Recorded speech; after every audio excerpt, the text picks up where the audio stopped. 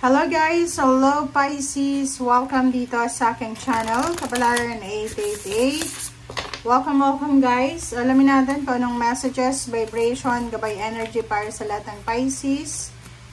This is timeless reading, so tingnan natin kung kailan to mangyayari or kung ano yung message na gustong ipahiwatig sa'yo or gustong i-guide sa'yo ng ating universe. Okay. Wow! Pisces! First card mo dito is Soaring into Joy. Okay, so this is timeless reading. Pwedeng parating pa lang to or kasalukuyan mo tong nararamdaman. Sinasabi na childlike wonders fills my life. So, sobrang kaligayahan ito, Pisces, na mararamdaman mo. Feeling complete, feeling satisfied, feeling free, feeling accomplished. Okay, so this is a card of joyful, limitless happiness, and then peace and harmony. Okay, so this is your first card. Tingnan natin yung second card mo dito sa second deck, Pisces.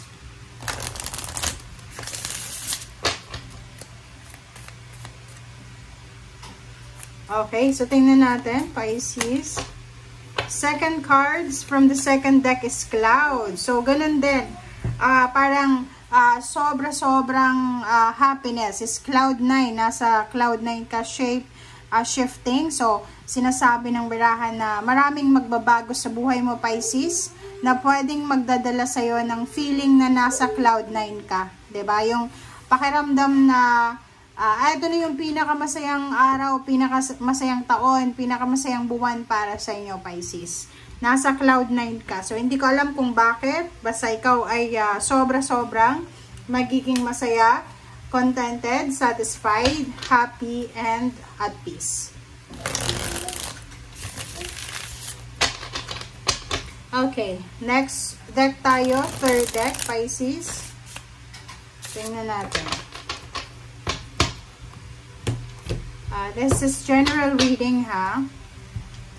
First two cards natin is Eight of Cups. Meron din dito na rainbow of happiness. Kung makikita mo, you're super happy.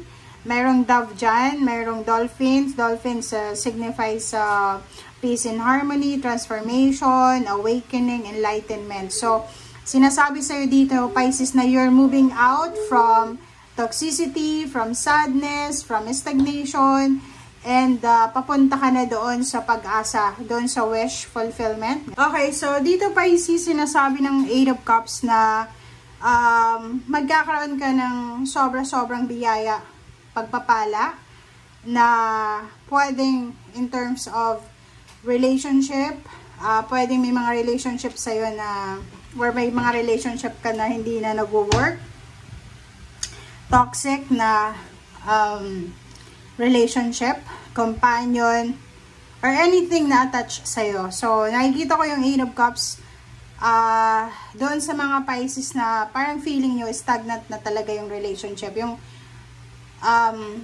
pwedeng mag-asawa, mag-boyfriend, girlfriend, mag-live-in partner. They're just together because of like siguro dahil sa anak or dahil sa kasal, parang sa papel lang. So, nakikita ko dito na may pag-asa. You have the possibilities, opportunities na pwedeng mabago itong takbo na to. Okay? Marami pa rin kayong, kahit middle age na kayo or pwedeng senior citizen na, sinasabi ng barahan na don't settle for less. Okay? Kasi deserve mo na maging masaya, deserve mo na makuha yung peace and harmony dito sa mundo. And the second card natin, Pisces, is Nine of Cups. Nine of Cups, the same din dito sa two cards na sinasabi na you are super happy. Super happy, super contented. Wish fulfilled. A wish come true. 'Di ba? Wish granted. And nakikita ko na may mga Pisces na marami kayong minamanifest na emotional happiness, emotional dreams na posibleng makuha nyo.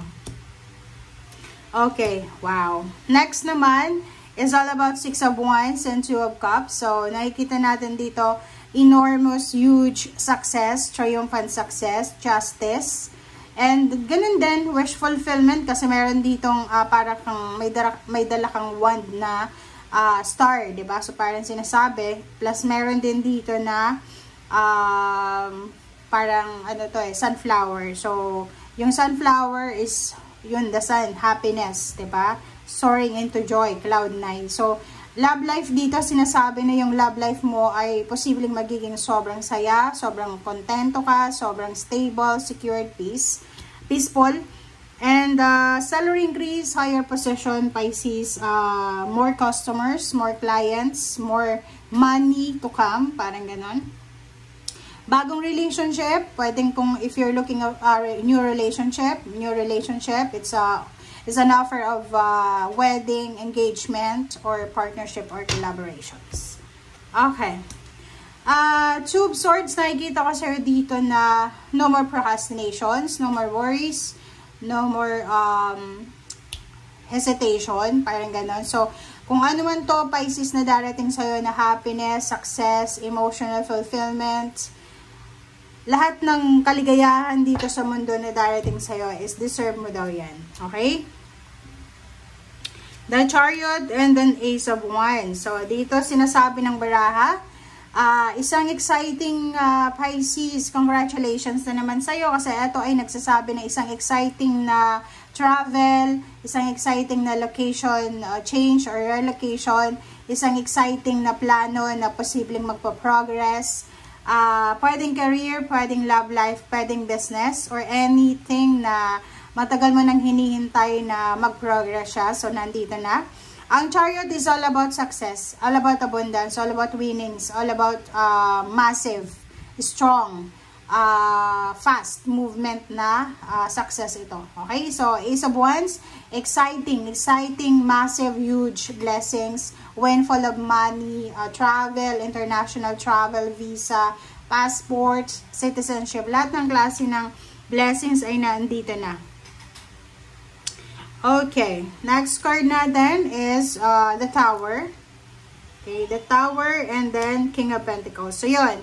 Pisces, if you experience in the past, from the past na like nalugi ka, okay? So, pwedeng paki-comment down below yung mga Pisces na nawalan ng trabaho last year, bumaba yung revenue or benta sa negosyo, maraming bumaba yung sweldo kasi absent, ng kasakit, ng anak, ano pa ba, maraming kumbaga naging rason kung bakit hindi naging maganda yung finances mo last year or maybe 16 months ago.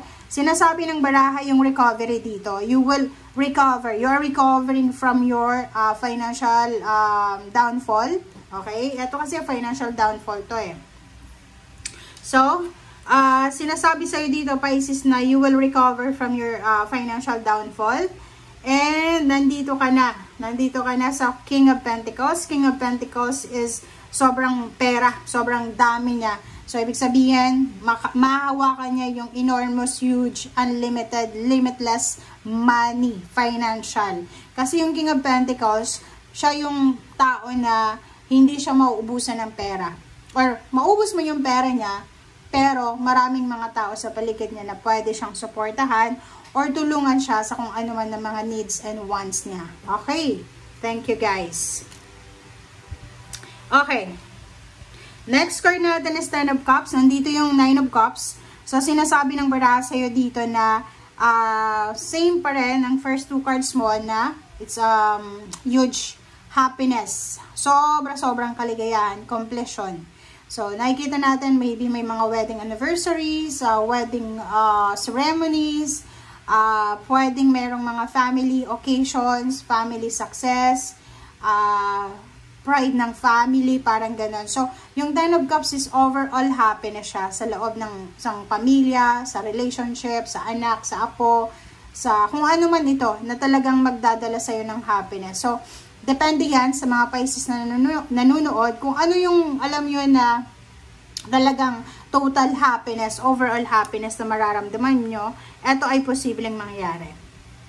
Okay, so Knight of Pentacles, incoming money. So, pera na naman. Isa din yun sa rason kung bakit ka magiging sobrang saya, sobrang fulfilled, and emotionally satisfied because of money. So, incoming more money to come, more inflows of abundance ang nakikita natin. And 5 of Cups, nakikita ko sa'yo dito, may mga tao sa paligid mo or maraming mga tao na manghihinayang sila kung bakit ginawan ka nila ng masama. So, nakikita ko sa'yo, Pisces, para kang bulaklak na magbo-blossom ka talaga. Yung parang, sabihin na natin na weed, di ba? Weeds, parang ganon. Ano bang tawag doon?